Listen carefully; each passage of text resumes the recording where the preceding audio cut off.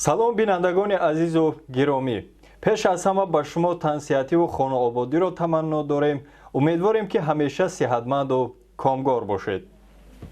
соли 2020 ва рӯзҳои сипаригаштаи соли 2021 барои мардуми сайёра на он қадар сол ва моҳҳои хуб буданд. зеро бемории коронавируси нави COVID-19 чандин нафарро бемор, чандин хонадонро мотамзада карда ба соҳаҳои муҳим аз ҷумла иқтисод, сайёҳӣ, фарҳанг, умуман ба ҳамаи соҳаҳо монеае шуд барои рушду пешрафт. чун ин беморӣ саломатии инсонҳоро таҳдид мекунад, олимони соҳаи тандурустӣ аз аввали пайдоиши он аз пайи дармон ва истеҳсоли дорӯе шуданд, то тавонанд бар зидди ин беморӣ мубориза баранд. агар дар ин ҷода барои табобати ин беморӣ ягон дорӯи коркард нашуд, хушбахтона баъди кӯшишу талошҳо олимони соҳа тавонистанд якчанд намуд ваксинаҳоро бар зидди бемории коронавирус истеҳсол намоянд. бо ташаббуси ҳукумати ҷумҳурии Тоҷикистон ва дастгирии шарикон оид ба рушд, шоми 8 март аввалин бастаҳои ваксинаи AstraZeneca вориди Тоҷикистон шуд ва аллакай маъракаи иммунизатсия бар зидди бемории коронавирус дар пойтахти кишвар шаҳри Душанбе бо маром идома дорад. бинандагони азиз, ин лаҳза директори генералии маркази ҷумҳуриявии иммунопрофилактика Саидзода Файзалӣ Барод, сардори раёсати амнияти санитариву эпидемиологӣ, ҳолатҳои фавқулода ва кӯмаки фаврии тиббии дастгоҳи марказии Вазорати тандурустӣ ва ҳифзи иҷтимоии аҳолии ҷумҳурии Тоҷикистон Наврӯз Ҷаъфаров бо мо ҳастанд. устодони азиз, пеш аз ҳама саломи худро ба шумо мерасонам ва ташаккури зиёд аз он ки бо мо пайвастед. хуб, саволи нахустин ин аст ки маъракаи иммунизатсия бар зидди бемории COVID-19 дар ҷумҳурии Тоҷикистон чӣ гуна ҷараён дорад? лутфан устод Саидзода Файзалӣ Барод доир ба ҳамин савол каме равшанӣ меандохтед. ташаккур. Салом ба шумо ба бинандагони азиз. бояд ман бигӯям ки бастаҳои аввалини ваксини AstraZeneca саҳнаи 8 марти соли ҷорӣ вориди кишвар шуд. ин ваксинаро ширкати британиявии Оксфорд ихтироъ кардааст ва он дар пажӯҳишгоҳи зардобаҳои Ҳиндустон истеҳсол шудааст. ин ваксина ба миқдори 192 000 вояд дастраси мо шуд ва дар асоси қарори ҳукумати ҷумҳурии Тоҷикистон дар бораи гузаронидани рӯзҳои иммунизатсия бар зидди сирояти COVID-19 дар ҷумҳурии Тоҷикистон саҳнаи 23 март маъракаи иммунизатсия дар яке аз бонуфузтарин муассисаҳои тиббии кишвар маҷмӯи тандурустии Истиқлол оғоз гардид. нахустин шуда дар ин маърака вазири тандурустӣ ва ҳифзи иҷтимоии аҳолии ҷумҳурии Тоҷикистон, муовинони вазир ва кормандони дастгоҳи марказии Вазорат ва аз иммунизатсия гузаштаанд. шурӯъ аз ҳамон рӯз дар тамоми муассисаҳои тиббии пойтахти кишвар ин маърака оғоз гардид ва то ҳол идома дорад. чун ҳамасола 7 апрел дар саросари дунё рӯзи умумиҷаҳонии тандурустӣ таҷлил мегардад. вобаста ба ин рӯз барои сеҳатии мардум чорабиниҳои гуногун доир карда мешавад. хеле ки шумо дар боло зикр кардед, дар ҳақиқат соли 2020 дар моҳҳои гузаштаи соли 2021 бемории коронавирус дар баробари доғдор кардани сеҳатии мардум монеаи рушди дигар соҳаҳо низ шудааст. ба хотири оне ки ваксина яке аз роҳҳои асосии халосӣ аз ин беморӣ мебошад, вазирати тандурустӣ ва ҳифзи иҷтимоии аҳолии ҷумҳурии Тоҷикистон тасмим гирифт ки рӯзи умумиҷаҳонии тандурустӣ бо баргузории маъракаи иммунизатсия дар байни кормандони соҳаи маориф ва илм ҷорӣ намояд.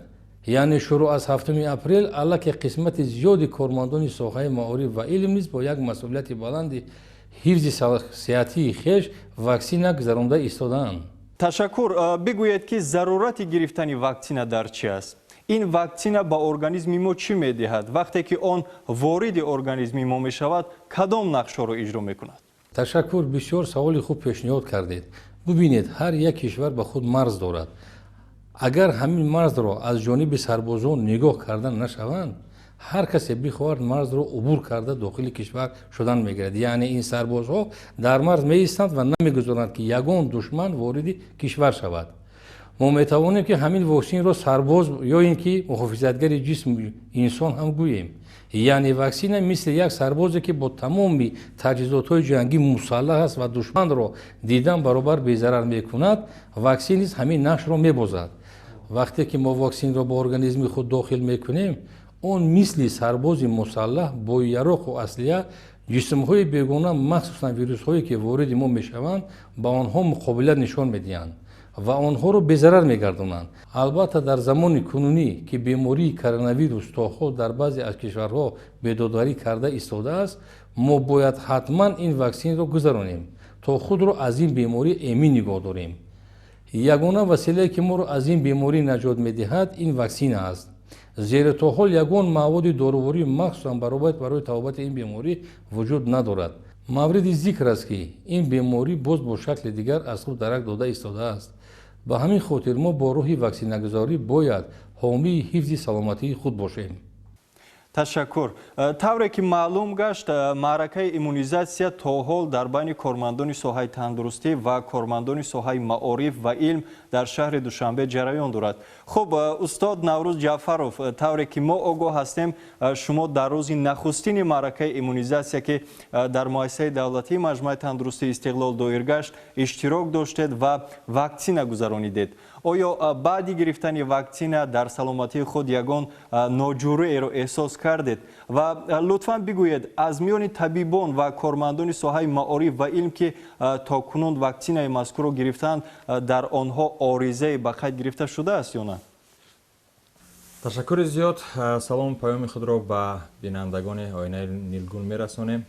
шумо дуруст қайд кардед. амомалӣ дар ҳақиқат ман дар қатори аввалинҳои нафарон аз ҳисоби кормандони дастгоҳи марказии Вазорати тандурустӣ ва ҳифзи иҷтимоии аҳолии ҷумҳурии Тоҷикистон ба шумор меравам ки рӯзи 23 март бо оғоз намудани маъракаи иммунизатсия бар зидди сирояти нави коронавирус бо ваксинае ки ба ҷумҳурии Тоҷикистон ворид гардидааст, яъне ваксинаи AstraZeneca, иммунизатсия шудам, яъне ки ваксинзанӣ карда шудам. ва албатта чун мо мутахассиси соҳа ҳастем ва ҳолатҳои эҳтимолӣ ногувор ё ин ки тағйирёбии аксулъамали бадани инсонро медонем ва интизораш ҳам будем ки шояд таби бадан баланд шавад ё ин ки дард ё ин ки хориш ё як сурхӣ дар ҷои тазриқи ваксина пайдо шавад ва хушбахтона чуноне ки мебинед баъд аз давраи ҳатто сеюм ҳафта рафта истодааст, яъне ки аллакай оғози сеюм ҳафта аст баъди гузарондани ваксин, ягон мушкилот дар бадан ё ин ки ягон тағйирёбии ҳолат, албатта ба ғайр аз як каме дард дар мушак дар ҷои тазриқ, он ҳам бошад дар рӯзи дуюм ва дигар ягон тағйирёбиҳоро умуман ҳис накардам. ва чун ман дар боло қайд кардам, чун мутахассиси соҳа ки ҳастам, аммо омодагии худро дида будам, яъне барои худ маводи табшикан аз ҷумла парацетамол захира доштам ва гумон кардам ки мисол як ҳатто таби баланд шояд баланд шавад, аммо хушбахтона ин ҳолат рух надод. хушбахтона ҳолатҳои вазнин ё ин ки ҳолатҳои диққатҷалбкунанда дар байни чӣ дар байни кормандони соҳаи тандурустӣ ва чӣ дар байни кормандони соҳаи маориф ва илм яъне ба қайд гирифта нашудаанд. мо интизор ҳастем ки ҳар нафаре ки ваксинро қабул мекунад, чун як чизи бегона аст барои бадани инсон ва тазриқ карда мешавад ва ҳатман бояд як аксуламали бадан бошад, аксуламали ҷавобӣ ба ваксина,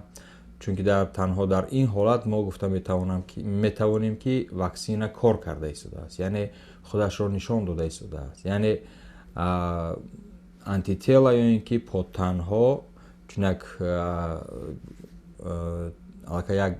сухани маъмулӣ шудааст ки ҳамчун як сарбози омода барои мудофиаи бадан аст, кор кардаш оғоз гардидааст ва айни ҳол қариб умуман тибқи адабиётҳо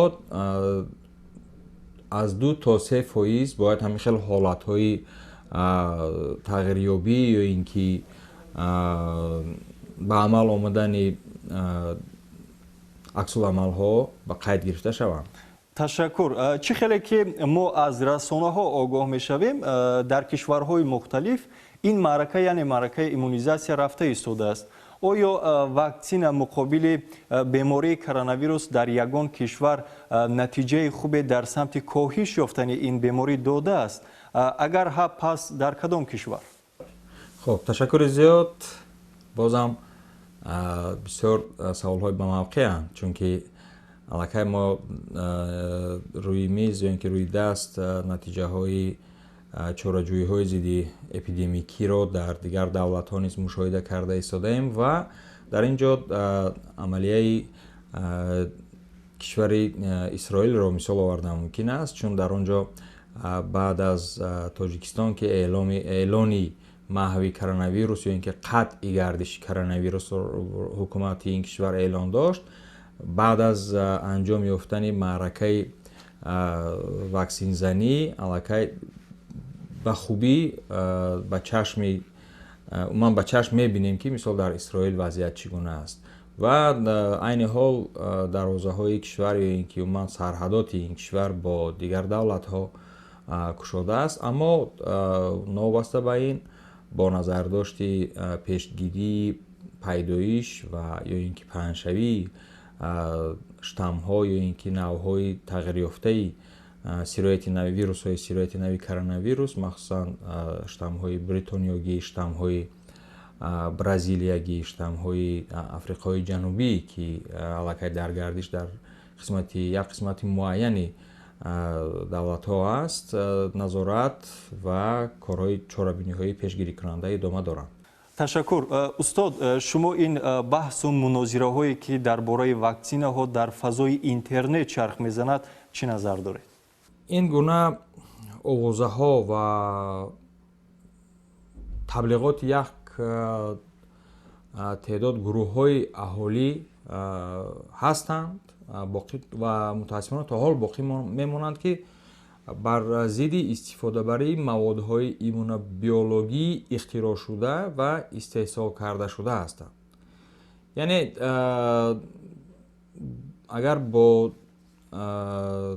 лафзи дигар бигӯем, олимони дар дохили нохунак